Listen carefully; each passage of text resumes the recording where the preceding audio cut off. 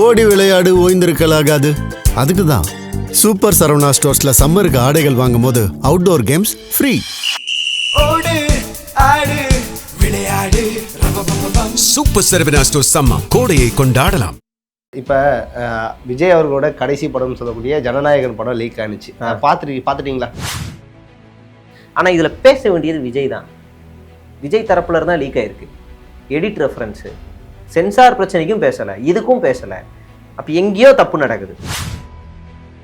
இது திட்டமிட்டு ஏதோ பண்ண மாதிரியே தோணுது. இதை வந்து தீவிரமான விசாரணை நடத்தணும். விசாரணை நடத்தி இந்த அயோக்கிய நாயை வந்து கைது பண்ணணும். என்ன இது அநியாயமாக இருக்குது? கட்டின பொண்டாட்டிக்கு கடன் கொடுத்தாரு, அப்போ அவங்களுக்கு என்ன? பெத்த பிள்ளைக்கு உலகத்திலே கடன் கொடுத்த ஒரே டுபாகூர் இவர் தான். இவருக்கு அவங்களுக்கு என்ன? உலகத்திலே அதை விட கொடுமை என்னன்னா அம்மா அப்பாவுக்கே கடன் கொடுத்துருக்காரு பாருங்க. தலைவர் விஜய் அவர்கள் வந்து மக்கள் சந்திப்பு நடத்தி பிரச்சாரம் பண்ணார். ஏஐ தொழில்நுட்ப பல்கலைக்கழகம்லாம் வந்து கட்ட போகிறேன் அப்படிங்கிற மாதிரிலாம் சொல்லியிருக்கேன். நம்ம சிம்பிளாக கேட்குறோம், நீ இந்த டெக்னாலஜி உன் கட்சிக்குள்ளே கொண்டு வா. உன் கட்சிக்குள்ளே கொண்டு வா. உன் கட்சிக்குள்ளே என்ன புகாருன்னு இருக்குன்னு ஓன்ட்டே ஒன்று போய் அணுக முடியல. உடனே வீடியோ எடுத்துடுவாங்க. இந்த வீடியோ விஜய் நான் பார்க்குற வரைக்கும் ஷேர் பண்ணுங்க, நான் மருந்து குடிக்க போகிறேன்னு ஒரு 2 பொண்ணு மருந்து குடிக்குது. விஜயை விட அந்த கட்சிக்காக அதிகமாக வேலை பார்த்தா அஜித்தா தான். அந்த பொண்ணை நீங்கள் வெளியே தூக்கிட்டாங்க. முதல்ல உன் கட்சிக்குள்ள ஒரு ஆப்பை கொண்டு வா. அது பாஜக ஆப்பாக இருக்கக்கூடாது. நீயே எவனையாவது வச்சு படிச்ச ஆளா வச்சு ஒரு ஆப்பை கொண்டு வா. மகளிர் உரிமை தொகைனா என்ன அர்த்தம்? அது உங்களுக்கு கிடைக்க வேண்டிய உரிமை தொகை. மகளிர் விடியல் பேருந்து. நீ வீட்டுக்குள்ளேயே இருட்டுக்குள்ளேயே அடையாத, நீ வெளியில வா. ஆனா எதிர்கட்சிகள்லாம் சொல்லக்கூடியது வந்து ஃபர்ஸ்ட் 24 மாதத்துக்கு எங்க போச்சு அந்த உரிமை தொகை? அது தகுதி தொகையால மாத்தினீங்க.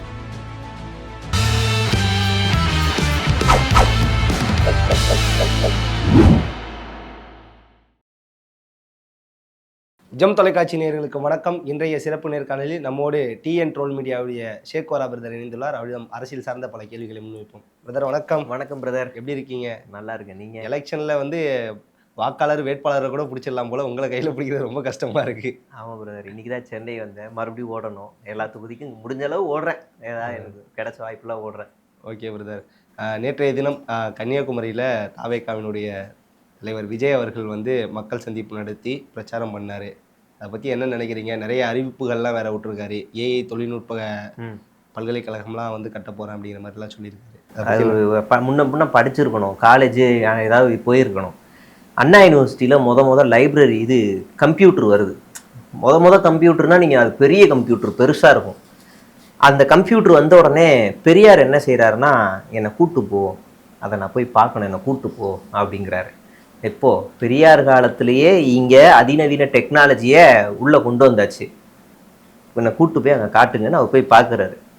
இப்போ அடுத்தடுத்து அந்த முதலமைச்சர்கள் இருக்காங்கல்ல, குறிப்பாக நம்ம இந்தியாவிலேயே ஒரு மாநிலம் மட்டும் டிஃப்ரெண்ட்டாக வளர்ந்துக்கிட்டே போகுது. டைட்டில் பார்க் உள்ளே கொண்டு வராரு, கலைஞர் கொண்டு வராரு. இப்போ முதலமைச்சர் மு.க. ஸ்டாலின் கல்வியிலேயே மாடர்ன் ஸ்கூல்னு ஒன்று கொண்டு வராரு.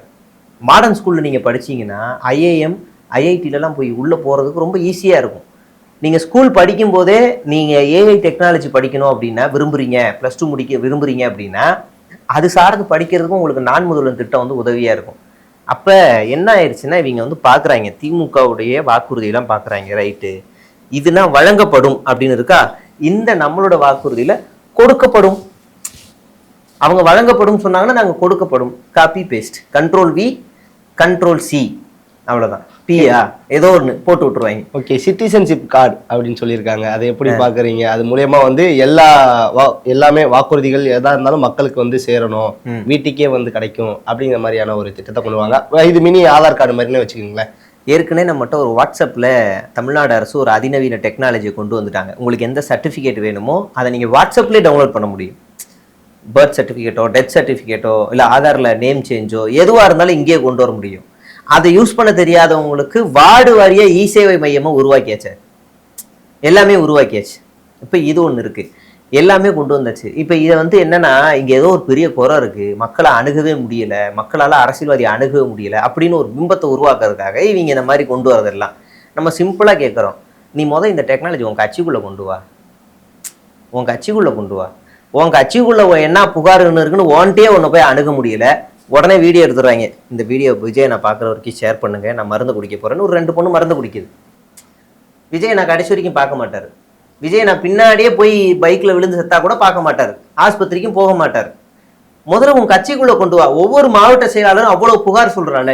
நீங்க செய்தி பாக்குறீங்க, நீங்க எல்லாருமே பார்த்துட்டு இருக்கீங்க. இது வரைக்கும் கட்சியோட பிரச்சனைகள்ல விஜய் நேரடியா தலையிட்டு, அம்மா ஒன்றும் பிரச்சனை இல்லைம்மா, என்னம்மா இப்போ இவ்வளவுதானம்மா, உனக்கு பதவி கொடுக்கலன்னு நினைக்காதம்மா, நமக்கு ஒரு மாற்றம் தான் முக்கியம், நீ வேலை செய்யுமா அப்படின்னு யாரையாவது உற்சாகப்படுத்தி இருக்காரா? ஒரு பொண்ணு நேற்று அஜித்தான்னு ஒரு பொண்ணு கட்சியிலேருந்து விலைக்கு திமுகவில் சேர்றது, உடனே நீங்க அந்த பொண்ணை அபியூஸ் பண்றாங்க. ஒன்றும் இல்லை, அந்த பொண்ணோட மன வழியிலேருந்து அந்த பொண்ணு கடந்து வந்த வாழ்க்கையை இப்படி திரும்பி பார்க்குது. 25 வருஷம் திரும்பி பார்க்குது. எல்லாம் வேஸ்ட்டு. எதுக்காக? இந்த தற்கூரிக்காக. 25 வருஷம் தன்னுடைய வாழ்க்கையை அரசியலில் அர்ப்பணிச்சு எதுவுமே பிரயோஜனம் இல்லை. அந்த பொண்ணு சீட்டுக்குன்றானுங்க. பதவியெலாம் இல்லை. அந்த பொண்ணுக்கு வந்து ஒரு அதிகாரம் வேணும். தன்னுடைய வாய்ஸை வெளியில கொண்டு போகணும்னா எனக்கு ஒரு அதிகாரம் வேணும். அந்த அதிகாரம் கிடைச்சாதான் நான் இன்னும் அதிகமாக வேலை செய்வேன்னு கேட்குது. ஒரு பொண்ணுக்கு அதிகாரம் கொடுக்குற தப்பு இல்லையே, பெரிய விஷயம் இல்லை. ஒரு பொண்ணு வீட்டை விட்டு அரசியலுக்கு வெளியே வரதே பெரிய விஷயம். அந்த பொண்ணு பொழுது அன்னைக்கும் வெளியில தான் இருக்குன்னு அந்த இன்ஸ்டாகிராம் பார்த்தா தெரியுது. விஜயை விட அந்த கட்சிக்காக அதிகமாக வேலை பார்த்தா அஜித்தா தான். அந்த பொண்ணை நீங்க வெளியே தூக்கிட்டாங்க. முதல்ல உன் கட்சிக்குள்ள ஒரு ஆப்பை கொண்டு வா. அது பாஜக ஆப்பா இருக்கக்கூடாது. நீயே எவனையாவது வச்சு படிச்ச ஆளா வச்சு ஒரு ஆப்பை கொண்டு வா. கட்சிக்குள்ள இருக்க நடக்கிற பிரச்சனைய நான் நேரடியா தலையிடுவேன் அப்படின்னு நீ கொண்டு வா. அதுக்கப்புறமா மக்களை பத்தி கவலைப்படலாம். ஓகே, அதே மாதிரி வந்து இந்த ஒரு விஷயம், அதாவது நிறைய இலவசங்கள் வந்து கொடுக்க மாட்டேன் அப்படின்னு ஃபர்ஸ்ட் வந்து சொல்ல, இலவசங்கள்லாம் கொடுக்க மாட்டோம் அப்படின்னு நிறைய இலவசங்களை நிறைய விஜய் அவர்களும் அறிவிக்கிறார் இல்லையா? அதுக்கு முதலமைச்சர் மு.க. ஸ்டாலின் சொல்லிட்டாரு, நான் இன்னைக்கு 1000 ரூபாய் கொடுத்துருக்கேன். இதற்கு பிறகு எனக்கு அடுத்து இந்த தமிழ்நாட்டை ஆளுபவர்கள் இந்த திட்டத்திலிருந்து கூடுதலாக கொடுக்கலாம், ஆனா இதை நிறுத்த முடியாது. ஒருவேளை நிறுத்தணும்னு முடிவு பண்ணாங்கன்னா அவங்களுக்கு ஒரு அச்சம் முழுக்கும்ல.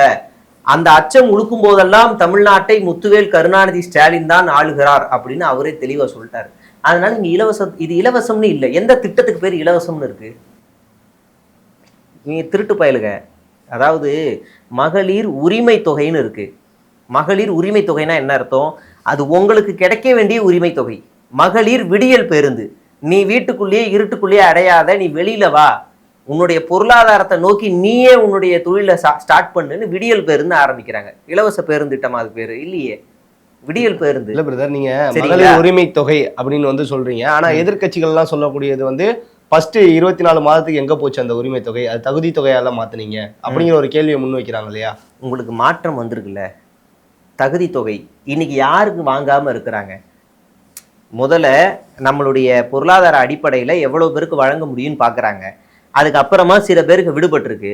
இன்னைக்கு விடுபட்டவர்கள் வாங்குறாங்களா இல்லையா?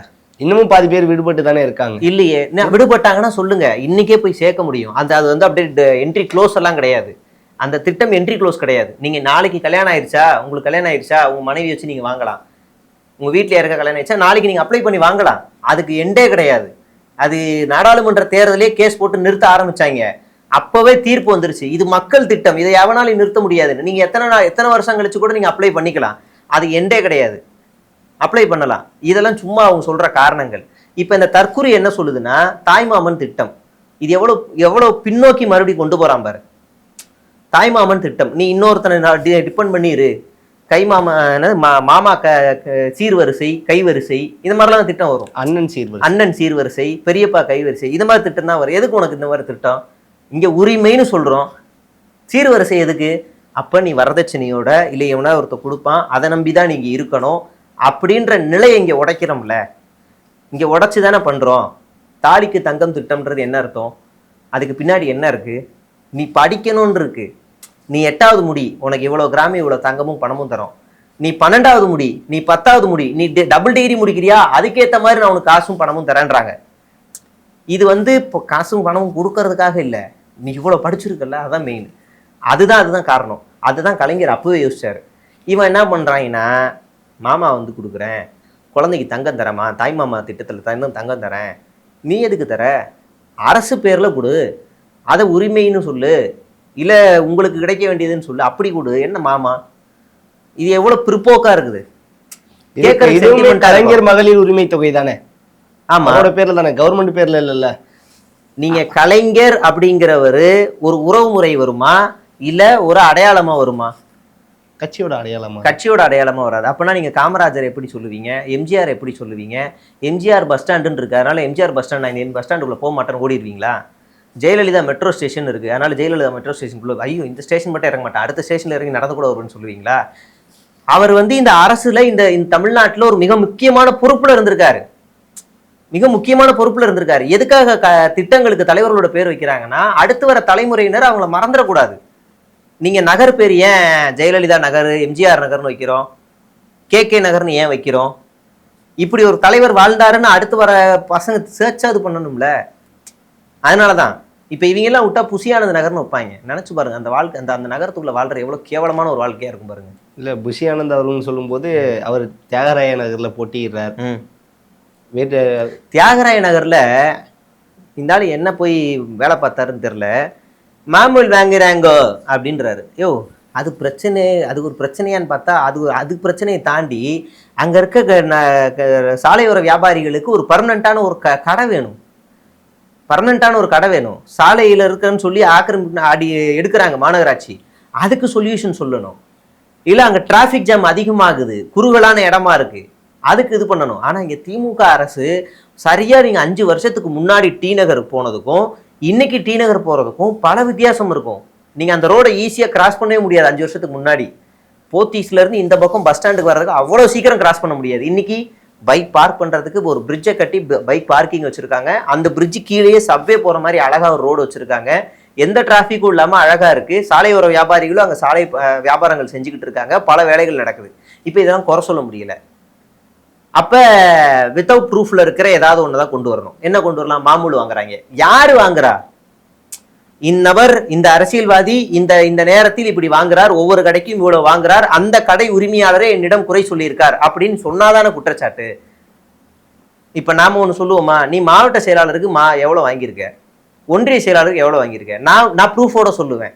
கடைசியாக ஒரு பொண்ணு வந்து ஆஸ்பத்திரியில் மருந்து குடிச்சு கிடக்கு, அவங்க ஹஸ்பண்ட் வந்து வாட்ஸ்அப் ஸ்க்ரீன்ஷாட்டோட பிரிண்டோட எடுத்துகிட்டு போய் கமிஷன் ஆஃபீஸில் காட்டுறாரு, புஷியானது காசு வாங்கியிருக்காருன்னு. இது ப்ரூஃபு. நீ சொல்கிறது ப்ரூஃப் எங்கே? அப்போ ஒரு கோமாளி கூட்டத்தை தூக்கிட்டு வந்து அரசியலை நிப்பாட்டுறாங்க. சார் பிடி தியாகராயரை பற்றி ஒரு 5 நிமிஷம் புஷியானதை சொல்ல சொன்னேன்னு வச்சுக்கோங்களேன், முடிஞ்சிடும், அரசியலை விட்டே ஓடிடுவாப்புல. Okay brother. இப்போ அதாவது புதுச்சேரி தேர்தல் வந்து முடிஞ்சிச்சு இல்லையா? இந்த போன வருடம் கடந்த தேர்தலை விட இந்த வருடம் வந்து ஒரு 10% வந்து அதிகமாக வந்து போலிங் ஆயிருக்கு அப்படின்னு ஒரு விஷயம் சொல்றாங்க. இந்த 10% வந்து ஜென்சி கிட்ஸோட வாக்கா, தாவேக்காவோட வாக்கா? தாவேக்காவுக்காக தான் நாங்கள் ஒரு கட்சி இருக்கு, அந்த கட்சியோட பேஜுக்கு போய் பாருங்க, அவங்க என்ன போட்டிருக்காங்கன்னா ஜோ சார்லஸ் மார்ட்டின் வந்ததுக்கு அப்புறம் தான் 10% அதிகமாக இருக்குன்னு போட்டிருக்காங்க. இப்போ அது யார் பேர் வச்சுக்கலாம், அவர் வச்சுக்கலாமா? இல்லை, இப்போ தாவேக்கா தரப்புல சொல்லப்படுது விஜய்க்காக வந்த சரி, இப்போ பாஜக சொல்லும் நாங்கள் எஸ்ஐஆர் எடுத்துட்டோம் அதனால தான் இது 10% ஏறி இருக்குன்னு சொல்லலாம். இப்போ பாஜக காரணம்னு வச்சுக்கலாமா? அப்படி பொத்தாமுதா இப்போ பீகாரில் எலெக்ஷன் முடிஞ்சு அதிகமாக இருக்குது, அதுக்கு காரணமும் விஜய்னு வச்சுக்கலாமா? இங்கே ஒரு நடிகன் வருவான்ப்பா, நம்ம எல்லாரும் சேர்ந்து ஓட்டுப்போம் அப்படி வச்சுப்போமா? நீ அங்கே நின்னது யாரு? 6 பாஜக காரனை நிப்பாட்டி வச்சிருக்கிற, சங்கிக்காரங்களும் 5 பேர், உனக்கு கட்சியில் ஆளே இல்லாமல் 6 பேர் பாஜக காரன் நிப்பாட்டி இருக்க, 2 கூட்டணி கட்சி, 30 தொகுதி, அந்த 30க்கும் ஒவ்வொரு தெரு தான் இது, அங்கவே நிற்கிறதுக்கு உனக்கு ஆள் இல்லை. இதில் இன்னொரு கொடுமை சொல்லவா, தெரியாம கற்பனையில கூட தாவேக்காங்க ஜெயிச்சிருச்சுன்னு வச்சுக்கலேன், முதலமைச்சர் வேட்பாளர் யாரு? கட்சி நாளா உடையும். உண்மையான தாவேக்கான்னு ஒருத்தன் கட்சி ஆரம்பிப்பான், விஜய் ரசிகர்களின் உண்மையான தொண்டர்கள் எங்களிடம் தான் இருக்கார்கள், அங்க ஒரு ஆள் உருவாகுவான். இப்படி 10 உருவாகும், 10 தாவேக்கா பாண்டிச்சேரியில் உருவாகும். Okay brother. இப்போ இளைஞர்களோட கூட்டம் வந்து அதிகமாக கூடுது அப்படிங்கிற ஒரு விஷயத்தை தாண்டி இப்போ திருநெல்வேலியில மக்கள் சந்திப்புல வந்து எண்ணற்ற கூட்டம், எம்ஜிஆருக்கு கூடினது போல வந்து விஜய் அவர்களுக்கு வந்து கூட்டம் கூடி இருக்கு அப்படிங்கிற விஷயங்கள்லாம் வந்து செய்திகளில் போடுறாங்க. இன்னொரு வீடியோ ரிலீஸ் ஆச்சு, பார்க்கலையா? ஒவ்வொரு பக்கத்து ஊர் மாவட்டங்கள்ல இருந்து மொத்தமாக பஸ்ஸு வச்சு வேனை வச்சு ஆளை கூப்பிட்டு வந்து அந்த வீடியோ லீக் ஆச்சு, அதை பார்க்கலையா? நான் வேணா அனுப்புகிறேன். அதுவும் வந்துச்சு. அப்போ அது தூத்துக்குடி மக்கள் மட்டும் இல்லை, திருநெல்வேலி மக்கள் மட்டும் இல்லை, பக்கத்தூர்ல இருந்து வாங்கிட்டு வந்திருக்காங்க. நான் வேணா இன்னொரு ஆடியோ ஒன்று அனுப்புகிறேன். நம்ம கோயம்பேடுல ஒரு ரோஹிணி தேட்டர் ஓனர் இருக்காப்புல இல்லை, அவர் வந்து ஒரு வாட்ஸ்அப் குரூப் ஆரம்பிக்கிறாப்புல, அதில் நானும் போய் ஜாயின் பண்ணுறேன் இன்னொரு நம்பர் மூலிமா. 300 ரூபா பிஸ்கெட் பேக்கெட்டு, ஜூஸ் பேக்கெட்டு வந்துருங்க அப்படின்னு ஒரு லேடி வந்து அந்த கூட்டத்தை ஆர்கனைஸ் பண்ணுது. எனக்கு பர்சனலாகவே, பிரதர் உங்கள் நேம் என்ன, நீங்கள் நாளைக்கு எத்தனை பேரை கூப்பிட்டு வருவீங்க, ஓகே உங்கள் ஜிபே நம்பர் இதுதானே, உங்களுக்கு அனுப்பிடுறேன், நீங்கள் வந்துட்டு போனதுக்கான செல்ஃபி ஃபோட்டோ அனுப்புங்க, நான் அனுப்பிடுறேன். அதை நான் தான் ஃபஸ்ட்டு லீக் பண்ணேன். விஜயனாக்காக எவ்வளோ கூட்டம் வரும் பார்த்தீங்களா? 300 ரூபா கூட்டம் இது, நான் தான் லீக் பண்ணேன் சீரியஸாக. அந்த வாட்ஸ்அப் குரூப்பில் இன்னும் இருக்குது, அந்த வாட்ஸ்அப் குரூப் டீஆக்டிவேட் ஆகலை. இன்னும் இருக்குது, அவங்களால கண்டுபிடிக்க முடியல யார் என்னன்னு. விஜய் டிபி வச்சிட்டா ஒன்றும் பிரச்சனை இல்லை, எங்கே வேணாலும் உள்ளே போயிடலாம். விஜய் மாஸ்க்கை போட்டிங்கன்னா விஜய் வீட்டுக்குள்ளே போயிடலாம், அதனால் கவலையே இல்லை. இப்போ இன்னொரு வாட்ஸ்அப் குரூப்பில் இருக்கேன், அதை நாளைக்கு லீக் பண்ணுன்னு வச்சுக்கோங்களேன். புலம்புறான் ஒரு வேட்பாளர், தெரியாமல் சீட்டை வாங்கிட்டான் போல, அவனுக்கு ஓட்டு போடுறதுக்கு கேம்பெயின் பண்ணுறதுக்கு யாருமே இல்லை. 8 மணி ஆனதும் எல்லாரும் இந்த இடத்துக்கு வந்துருங்க, நாளை வந்து பிரச்சாரத்துக்கு தீவிர பிரச்சாரத்திற்காக விஜய் நான் முகத்தை வைத்தே நாம் ஜெயிக்கிறோம்னு ஆடி அனுப்புறான். 8:15 நான் 8 மணிக்கு வந்துட்டேங்க, 7:30 வந்துட்டேங்க, ஒரு பயனை காணுங்க, என்ன நினைச்சிட்டு நான் ஒரு வேட்பாளர் பேசுறேங்க, அந்த வாட்ஸ்அப் குரூப்ல கத்துறாப்புல. சரிங்களா? அப்ப அதான் நிலைமை. நீங்க வந்து கட்சி பெருசா பிரம்மாண்டமாலாம் யோசிக்காதீங்க. இப்போ வரைக்கும் வில்லிவாக்கத்துல சில்பா குமார்னு ஒரு அண்ணன் இருக்காரு, ஆளே இல்லை. நீங்க நல்லா நோட் பண்ணீங்கன்னா விஜய் எங்கெல்லாம் பிரச்சாரத்துக்கு போவார் அப்படின்னா அவருக்கு நல்ல பவர் உள்ள ஆளுங்களுக்கு மட்டும் பிரச்சாரம் பண்ணுவார். அப்போ இன்னும் புஷி ஆனந்துக்கு பண்ணுவாரு. ஆக்சுவலா புஷி ஆனந்த் ஆதவர்னா முன்னாடியே பண்ணியிருக்கணும். திமுக சதி பண்ணிருச்சு, அன்னைக்குன்னு பார்த்து வெயில் அதிகமாக்கிருச்சு. அன்னைக்குன்னு பார்த்து வேணுக்குன்னே திமுக என்ன பண்ணுச்சுன்னா சூரியனை உச்சியில நிக்க வச்சு ஹீட் ஓவரா கொடுத்துருச்சு திமுக. இல்லைன்னா அன்னைக்கு வில்லிவாக்கம் போய் கிழிச்சு அறுத்து தள்ளிட்டு அன்னைக்கே ஓட்டு எல்லாரும் அன்னைக்கே கார்டு எடுத்துட்டு போய் பூத்துல நின்றுப்பாங்க. பரவாயில்லப்பா 20 நாள் தான் நான் வெயிட் பண்ணி போட்டு போறேன்னு கூட நின்றுப்பாங்க. அன்னைக்கு மட்டும் திமுக வெயில் அனுப்பலன்னா போயிருப்பாரு. 2 தொகுதி பண்ணாப்புல, அதுலயே வெயில் மண்டை சூடாகி பிரபுக்கு பதிலா பாபுன்ட்டாப்புல. பாபுக்கு பதிலா பிரபுவா, பிரபுக்கு பதிலா பாபுக்கு பதிலா பிரபு. அவர் பாவம், அவருக்கு சேகர் பாபு எதிர்த்து போட்டி போட வேண்டியவர். இந்த தற்கூரி கூட்டத்தில் வந்து மாட்டிக்கிட்டு இப்படி பார்த்தாப்புல கடைசியில் அவர் எந்த நிலைமைக்கு போயிட்டார் தெரியுமா? விஜய் மாதிரி ஒரு டம்மி செட்டப்பை வச்சுக்கிட்டு ஊருக்குள்ளே போக ஆரம்பிச்சிட்டாரு. விஜய் மாதிரியே ஒரு ஆளுக்கு கெட்டப் போட்டு நல்லா விஜய் மாதிரியே கண்ணாடி போட்டு, தம்பி இப்போதைக்கு நீ தான் விஜய், சரியா, என் கூட வண்டியில் ஏறுற, டாட்டா காட்டுற, இவங்க எல்லாரும் நம்பணும், நீ விஜய்னு நம்பணும். அது ஒன்றும் பிரச்சனை இல்லைண்ணே, இப்படி தூக்கி காட்ட மாட்டோம், இப்படி காட்டினா விஜய்ண்ணே, அவ்வளோதான், நான் பார்த்துக்கிறேன்னு அவனும் நடிச்சு காமிச்சிட்டான். அண்ணன்ட்ட நான் ஒரே ஒரு வார்த்தை சொல்கிறேன், இவ்வளோலாம் கஷ்டப்படாதீங்க, காசு கொடுத்தா விஜய் வந்து நடிப்பார். காசு கொடுத்தா விஜய். இன்னைக்கு ஒருத்தர்லாம் ரொம்ப அட்வான்ஸாக போயிட்டான். விஜய் எப்போ ஏஐன்னு சொன்னாரோ இந்த ஹாலோகிராமா என்னது அந்த எல்இடி அவர் பேசுகிற மாதிரி கொண்டு வந்துட்டான். ஆஹா, என்ன நினச்சிட்டாங்கன்னா எப்படி நம்ம தலைவர் ஒரு டம்மி, எப்படி நமக்கு பிரச்சாரத்துக்கு வராது, பேசாம டம்மிக்கு ஒரு டம்மியை ரெடி பண்ணுருவோம் அப்படின்னு ரெடி பண்ணிட்டாங்க. திருச்சியில ஒரு திருவெரும்பூர் அன்பில் மகேஷுடைய தொகுதி, ஆமா, அவருக்கு எதிராக ஒரு ஆளு, அந்த ஆளு பொம்மையாவே செட் பண்ணிட்டான். கடைசியில அந்த பொம்மையை அனாத மாதிரி அலைய விட்டான். நவல்பட்ட விஜய் அவர் பொம்மையை அனாத மாதிரி தனியா அனுப்பி விட்டான். அந்த பொம்மை அப்படியே நின்றுகிட்டே இருக்கு. கல்யாண வீட்டுக்குலாம் போனா இப்படி எப்பவும்ல அப்படி ஒரு செட்டப் பண்ணி வச்சுட்டான் பாவம். ஏன்னா இந்த ஆள் போல விஜய் என்ன, அவருக்கு நிறைய வேலை இருக்கு. ஓகே பிரதர், நீங்க எப்பவுமே வந்து காரைக்குடி தொகுதியில பிரபுவுக்கு வந்து நீங்க அதிகமா வந்து நீங்க தான் ப்ரொமோட் பண்ணுவீங்க. ஆமா, ஓகேங்களா? காரைக்குடிக்கு விஜய் அவர்கள் வந்து பிரச்சாரத்துக்கு போனாங்க, பேசவே இல்லை. பேசணும்னா பேச தெரிஞ்சா பேச மாட்டோமா? காரைக்குடியில என்ன பேசணும் எனக்கு தெரியாதே. பேச தெரிஞ்சா அவர் பேசுவார்ல. இல்ல டைம் அதிகமாயிருச்சு. எந்த முட்டா பயலாவது நீங்க நான் கொஞ்சம் மனசாட்சி உள்ள மனசுல ஈரம் இருக்கிற ஒரு ஆளு இப்படி செய்வானான்னு பாருங்க. சைக்கிளை இறக்கி ஓட்டுறீங்க, பின்னாடி அவ்வளோ பவுன்சர்ஸ் இருக்காங்க, உங்க பாதுகாப்புக்கு நீங்க தான் நியமிச்சிருக்கீங்க. வெயில் அப்படி ஓடுறாங்க, இறுக்கமான ட்ரெஸ்ஸு, ஃபார்மல்ஸ் ட்ரெஸ்ஸு, சஃபாரி வேற போட்டு ஓட முடியுமா? ஓடுனா அடுத்து கொஞ்சம் நேரம் கழிச்சு என்ன ஆகும்? அவ்வளோ இதுவாக இருக்கும். நீ பாட்டுக்கு சைக்கிள் எடுத்துகிட்டு ஓடுறீங்க. சரி, எதுக்கு ஓடுறீங்க? தொண்டர்கள் வரணும் அதானே. திடீர்னு சைக்கிளை விட்டு குடுக்குன்னு ஓடுறீங்க, எதுக்கு திரும்ப ஓடுறீங்க? தொண்டர்கள் வந்துட்டாங்க. இப்படி ஒரு மனநோயாளி எங்கேயாவது பார்த்துருக்கீங்களா? எதுக்கு சைக்கிள் ஓட்டுனா தொண்டர்கள் வரணும், எதுக்கு பாதையில் எடுத்துகிட்டு ஓடனே தொண்டர்கள் வந்துட்டாங்க. இப்படி ஒரு மனநோயாளி எங்கேயாவது பார்த்துருக்கீங்களா? அவங்களும் சாதாரண ஆள் இல்லை. தலைவரே பாலாபிஷேகம் பண்ணுறேன்னு சொல்லி பாலை தூக்கி வண்டியில் பொழிச்சுன்னு ஊற்றி விட்டாங்க. அந்த வைபர் வேலை செய்யாமல் பிசு பிசுன்னு ஆகிப்போச்சு கண்ணாடி. இன்னொருத்தான் ஹைலைட்டு, தர்பூசணியை தூக்கி உள்ளே போட்டான், அது புசியானது மண்டையில் விழுந்துருச்சுன்னு சொன்னாங்க. எனக்கு தெரியலை, அப்படி விழுந்துருந்துச்சுன்னா அது தப்பு, அது அப்படி பண்ணக்கூடாது. அப்போ இந்த மாதிரி பண்ணுறாங்க, கோமாளித்தெல்லாம் பண்ணுறாங்க. இப்போ காரைக்குடியில் பேசணும் அப்படின்னா அந்த இடத்துலேயே வேட்பாளராக ஒரு ஆள் நின்றுருக்காருல்ல, அவரோட வாய்ஸ் எப்படி இருக்குன்னு பார்த்துருக்கீங்களா? ஆள் நல்லா ஃபார்மல்ஸ் போட்டு பல்காக இருப்பாப்புல, நல்லா விஜயகாந்த் வாய்ஸ் மாதிரி வரும்னு எல்லாம் நினைப்பீங்க. என்னடா அப்படின்லாம் அப்படி கிடையாது. அவர் பேசி ஒரு வீடியோ கூட இன்ஸ்டாகிராம்லேயே கிடையாது. அவர் நடக்கிறது பறக்கிறது எதையாவது போட்டுக்கிட்டு வந்துக்கிட்டு நடந்துக்கிட்டு திடீர்னு தொடப்பத்திட்டு பெருக்குவார், திடீர்னு டீ குடிப்பார், திடீர்னு அது அவங்க கூட ரீல்ஸ் வைக்கிறவங்க எல்லாம் சரியான ஆங்கிள் வைப்பாங்க. புசியானதான் அவர் பேசுகிற மாதிரி ஒரு ஆங்கிள். அவரோட காலு கீழேருந்து கேமரா கொண்டு போய் இப்படி புசி மூஞ்சிக்கு வைப்பானுங்க. புசியோட அக்களுக்குள்ளேருந்து இப்படி வந்து கேமரா பல் டாக்டருக்கு வைப்பாங்க. பயங்கரமான ஆள் அவர். நான் பிரபுக்கு வந்து எதிர்பார்ப்பேன், ஏன்னா அது ஒரு ஸ்டார் தொகுதி அப்படின்னு சொல்லலாம். ஏன்னா பிரபு சீமான் ஸ்டாரா? இல்ல சீமான் அவர்கள் அங்க களமிறங்குறாரு இல்லையா? அவரு ஸ்டார். ஓகே ஓகே, அப்ப ஒரு ஸ்டார் தொகுதி தானே, அப்ப அங்க பிரச்சாரம் பண்ணி தானே. ஒண்ணு முட்டா தற்குறி, இன்னொன்னு முரட்டு தற்குறி, அவ்வளவுதானே, வித்தியாசம் எதுவும் இல்லைல்ல. இந்த முட்டா தற்குறி என்ன செய்யும், ஒரு நாளைக்கு ஒரு 10 ரீல் போடுறோமா, எலெக்ஷன் டைம்ல ஒரு 15 ரீலா போட்டா வேலை முடிஞ்சு, இன்னைக்கு வேலையை நம்ம வந்து சிறப்பா செஞ்சுட்டோம் அப்படின்னு போட்டுருவாங்க. இந்த பக்கம் முட்டா தற்குறியான என்ன செய்வார்னா, உன்னை பாதுகாக்க நீயே உன்னை பாதுகாத்துக்கிறதுக்கு நான் வந்து வழிவகை செய்வேன். என்ன செய்வீங்க அப்படின்னு அண்ணன்ட்ட கேட்டிங்கன்னா, ஒரு வாழை மரத்தை வீட்டுக்கு கொடுப்பாரான். அந்த வாழை மரத்தை நீ தண்டாக்கி சாயங்காலம் ஜூஸ் போடு, இல்லைன்னா சூப்பாக்கி கடை போட்டுக்க. அப்புறம் அந்த தண்டை எடுத்து நீ என்ன பண்ற, நாராக்கி வேட்டி செஞ்சுக்க. அப்புறம் அந்த இலையை எடுத்து சாப்பாடு சாப்பிட்டு அதுக்கப்புறமா அந்த இலையை எடுத்துட்டு போய் ஆடு மாடுக்கு போடு. அப்புறம் வாழைப்பழமா, வாழைக்காயா இருந்தா ஸ்லைஸ் போட்டு சிப்ஸு போடு, இல்லை பழமா இருந்தா சாப்பிடு. உன் குடும்பத்தோட கஷ்டம்லாம் முடிஞ்சு, தற்சார்பு பொருளாதார கொள்கை முடிஞ்சு. இந்த வீட்டில் வாழை மரம்னா அந்த வீட்டில் பனை மரம், அதுக்கு அடுத்த வீட்டில் வேப்ப மரம், அதுக்கு அடுத்த வீட்டில் அரளி விதை, குடிச்சிட்டு செத்து போயிடணும், அவ்வளோதான். ஓகே பிரதர், இப்போ விஜய் அவர்களோட கடைசி படம்னு சொல்லக்கூடிய ஜனநாயகன் படம் லீக் ஆனிச்சு, பார்த்துட்டீங்களா? பார்க்க மாட்டேன், அது தப்பு. அது நான் அந்த ஜனநாயக படுகொலையெல்லாம் நான் இன்றைக்கி செய்ய மாட்டேன். எந்த படமும் நான் ஸ்கூல் காலேஜ் படிக்கும் போது எதையோ கொடுப்பாங்க, ஆர்வக்குளர் அப்போ பார்த்தது உண்டு.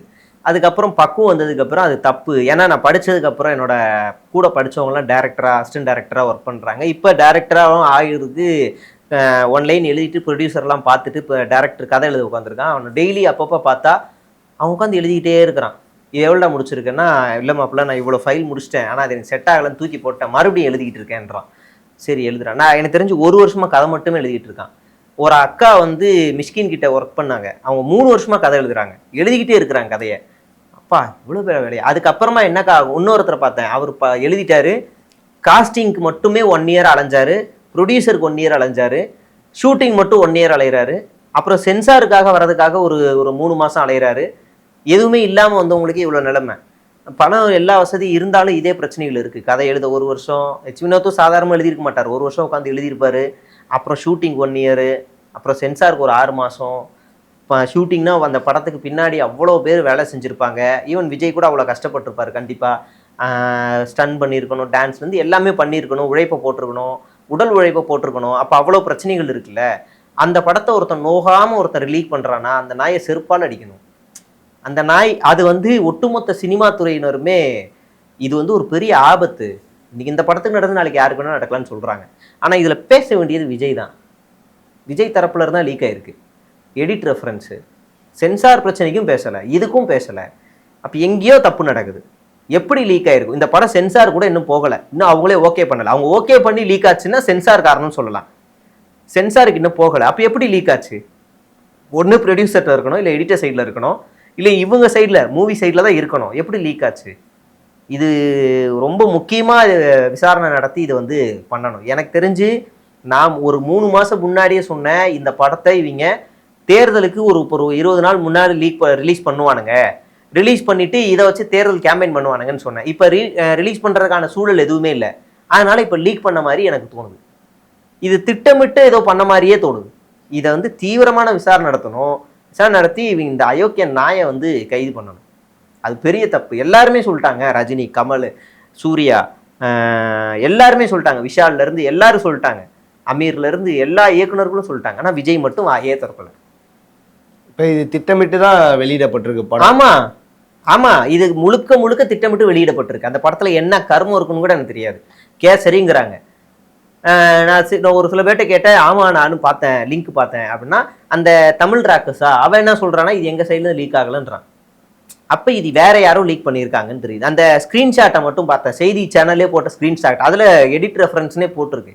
அப்போ யார் லீக் பண்ணா இதை அப்படின்னு ஒரு கேள்வி வருது. அப்போ இங்கேருந்து மட்டும்தான் லீக் ஆக வாய்ப்பு இருக்குது. இப்போ தயாரிப்பாளருக்கு பெரிய பாதிப்பு இல்லை? ஆமாம் பாதிப்பு தான். ஆனால் அவரு அது தனி கதை. அவருக்கு இதான் மொத படமே ரிலீஸ் ஆகாமல் இவ்வளோ தள்ளி போடுது. அவர் பெருசாக ரியாக்ட் ஆன மாதிரி நமக்கு தெரியல. இன்னொரு பக்கம் அது விஜயோட பினாமிலாம் பேசிகிட்டு இருக்காங்க, வைர வியாபாரி, கர்நாடகாக்காரர் அப்படி இப்படின்னு பேசிகிட்டு இருக்காங்க, அது தனி. ஆனால் அவருமே ஸ்டேட்மெண்ட் கொடுத்துட்டாரு, நாங்கள் வந்து இதை பகிர்ந்தா சட்டவிரோதியாக நடவடிக்கை எடுப்போம்னு அந்த நிறுவனமும் சொல்லுது. வாய் திறக்காத ஒரே ஆள் விஜய் மட்டும்தான்.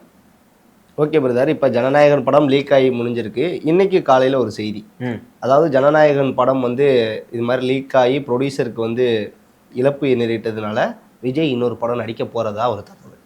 ஓ, விஜய்னால இந்த ப்ரொடியூசர் மட்டும்தான் இழப்பு ஏற்பட்டிருக்காரா? அப்போ புலி படத்தோட ப்ரொடியூசர் நடுத்தரில் நிற்கிறாரு இன்னும் அவருக்கு. அப்போ இன்னும் 2-3 ப்ரொடியூசர் இந்த பீஸ்ட்னு ஒரு குப்பையை எடுத்துகிட்டு வச்சு சன் பிக்சர்ஸை முகாம் போட்டாரே அவங்க என்ன, இது அநியாயமாக இருக்குது. கட்டின பொண்டாட்டிக்கு கடன் கொடுத்தாரு, அப்போ அவங்களுக்கு என்ன? பெத்த பிள்ளைக்கு உலகத்திலே கடன் கொடுத்த ஒரே டுபாகூர் இவர் தான். இவருக்கு அவங்களுக்கு என்ன? உலகத்திலே அதை விட கொடுமை என்னன்னா அம்மா அப்பாவுக்கே கடன் கொடுத்துருக்காரு பாருங்க. அது என்ன அவருக்கு என்ன? இதை விட கேவல கொடுமை என்னன்னா அப்பா அம்மா பொண்டாட்டி பிள்ளைங்க 2 பேரும் எல்லாரும் கடன், டிரைவர் பேரில் சொத்து. இவரை போய் மனிதநேயனை பார்த்து நம்ம பேசி சீனை போடுறோம் பார்த்தீங்களா? அதுதான் நம்மளோட வைத்தறிச்சலே. ஓகே, அடுத்த படம் நடிப்பாரா விஜய்? ஏன்னா நிறைய பேர் சொல்றாங்க விஜய் ஒரு முடிவு எடுத்துட்டா அதுல இருந்து பின்வாங்க மாட்டார் அப்படிங்கிற ஒரு இதையும் வந்து அவருக்கு நெருக்கமானவங்க சொல்றாங்க. அதெல்லாம் கதை கொடுப்பானுங்க இவங்க. இந்த பிஸ்மி மாதிரி 2-3 பேர் உட்காந்துக்கிட்டு நீ இல்லாத திரையுலகம் வறண்டு போச்சு, சுருண்டு போச்சு, வறண்டு போச்சு, ஓடியா அப்படின்வாங்க. அப்புறம் என்னன்னா நீங்க வாங்க, நீங்க தான் சரியான ஆளு, இந்த ஒரு படத்தை மட்டும் பண்ணி கொடுங்கன்னு வாங்க. அப்புறம் கெஸ்ட் ரோல்னு வாங்க, பண்ணுவாங்க. இந்த படத்தை இயக்க போறது அட்லி, அடுத்த படத்தை இயக்க போகிறது அட்லி. நான் 6-5 மாதத்துக்கு முன்னாடியே சொல்லிட்டேன். அட்லி நேரில் பார்த்து ஒரு ஒன்லைன் ஸ்டோரி வந்து சொல்லிட்டு போயிட்டாரு, அது இவரும் ஓகே பண்ணிட்டாரு. 2வது ஒரு பிரம்மாண்ட இயக்குனர், தமிழ்நாட்டுடைய பிரம்மாண்ட இயக்குனர், அவர் வந்து ஒரு நாவலை தழுவி ஒரு படம் எடுக்கிறாரு. அதுக்கு டெஸ்ட் ஷூட் எல்லாம் விஜய் வச்சு முடிஞ்சிருச்சு. அந்த படமும் வரப்போகுது, அந்த படத்துலையும் ஒரு கமிட் ஆக போகிறாரு. இதெல்லாம் சும்மா கதை, இது மாதிரி கதை. இப்போ விஜய் எப்படி ஜனநாயகன் படத்துக்காக அந்த பிரச்சனைக்காக வாய்ஸே கொடுக்காமலே சைலண்ட்டாகவே இருக்காரு, எனக்காக கீழே நீங்கள் எல்லாரும் அடிச்சுக்கோங்கன்னு சொல்கிறாரோ, அந்த மாதிரி அமைதியாகவே இருந்த படத்துக்கு போயிடுவார். உடனே நீங்கள் பார்த்துருவாங்க, அழுது அண்ணா நீ இல்லைன்னா நான் படமே பார்க்க மாட்டேன், அண்ணா நீ வந்துடு அண்ணா, அண்ணான்னு சீனை போட்டுருவானுங்க. உடனே அதை நார்மலைஸ் பண்ணுறாங்க. எப்படி கரூர் விஷயத்தில் விஜய் பாவம்னு சொன்ன கூட்டம்ல இது, கரூர் விஷயத்துலையும் விஜயோடைய சொந்த பிரச்சனைகளையும் பாவம்னு சொன்ன கூட்டம்ல, அதனால இவங்க எல்லாத்தையும் நார்மலைஸ் பண்ண ரெடி தான், இவங்க வந்துருவானுங்க. ஓகே பிரதர், இன்னொரு விஷயம், அதாவது 1,50,00,000 ரூபாய் வந்து அவர் மேலே வந்து இது பண்ணியிருந்தாங்க, டாக்ஸ் இதுக்காக ஃபைல் பண்ணியிருந்தாங்க. அதை உயர்நீதிமன்றம் தள்ளுபடி பண்ணிட்டாங்க, மேல்முறையீடுக்காக போக போகிறாங்கன்னு இருக்காங்க. அதை பற்றி என்ன நினைக்கிறீங்க? அதாவது பேர் தான் ஜனநாயகன். ஜனநாயகம்னா என்ன அர்த்தம் அப்படின்னா, நீங்கள் ஒரு குடிமகனாக இருக்கீங்க அப்படின்னா இந்திய அரசியலமைப்பு சட்டத்துக்கு எல்லாத்துக்கும் உட்பட்டு தான் நீங்கள் இருக்கணும். திருடக்கூடாது, பொய் சொல்லக்கூடாது, அயோக்கியத்தனம் பண்ணக்கூடாது, முக்கியமாக வரி கட்டணும் இல்லையா? இது எல்லாத்தையுமே விஜய் பண்ணால் என்ன அர்த்தம்? இதில் இன்னொரு கொடுமை என்னென்னா, நீதிமன்றம் 2 தடவை மண்டையிலே நறுக்குன்னு கொட்டு வச்சிருச்சு, மூடிட்டு போய் வரியை கட்டுன்னு சொல்லிருச்சு, வரி ஏய்ப்பு கட்டுன்னு சொல்லிருச்சு. கட்டி துளைய வேண்டியதானே? பாருங்கள், என் மேலே வந்து வழக்கு நான் வந்து கட்டிட்டேன், ஆனால் நான் கட்டினதுக்கப்புறம் இதை நான் சட்ட ரீதியாக எதிர்கொள்ளணும்னு சொல்ல வேண்டியதானே? அவ்வளோ கஞ்சப்பயலா? குடும்பத்தில் இருக்க எல்லாருக்கும் கடன் கொடுத்து வச்சுருக்கீங்க, கையிருப்பே அவ்வளோ கோடி இருக்குது. நம்ம அஃபிடவிட் பார்த்தோம்ல, அவ்வளோ கோடி இருக்குது, 400 கோடி 500 கோடி கிட்ட இருக்குல்ல, 1.5 கோடி தானே கேட்குறாங்க, கொடுத்து தொலைய வேண்டியதானே? முடிச்சு விட்டு போட என்ன எதுக்கு இது? இல்லைன்னா லாட்ரி தான் காசு இருக்குல்ல, கட்ட சொல்லுங்கள், ஏன் கட்டலை? வரி ஏய்ப்பு, இதை விட கொடுமை ஏதாவது? வரி ஏய்ப்பு பண்ண ஒருத்தரை நம்ம சிஎம் ஆக்கலாமா? வரி கட்டாமல் ஏமாத்தின ஒரு ஆளை நம்ம சிஎம் ஆக்க முடியுமா? அதுக்கு மேல்முறையீடு வேற போகிறீங்கன்னா அப்போ எவ்வளோ பெரிய அயோக்கியத்தனமாக இருப்பீங்க நீங்கள். கட்சிக்குள்ளேயும் ஃப்ராட் நடக்குது, இவரும் ஒரு பெரிய ஃப்ராடாக இருக்காரு. இதான் அவ்வளோதான். இதில் என்னத்தை சொல்ல வேண்டியிருக்கு? ஓகே, உங்கள் சிறப்பான தகவலுக்கு ரொம்ப நன்றி பிரதர். ஓடி விளையாடு ஓய்ந்திருக்கலாகாது, அதுக்கு தான் சூப்பர் சரவணா ஸ்டோர்ஸ்ல சம்மருக்கு ஆடைகள் வாங்கும் போது அவுட்டோர் கேம்ஸ் ஃப்ரீ. ஓடு ஆடு விளையாடு சூப்பர் சரவணா ஸ்டோர்ஸ் சம்மர் கோடையை கொண்டாடலாம்.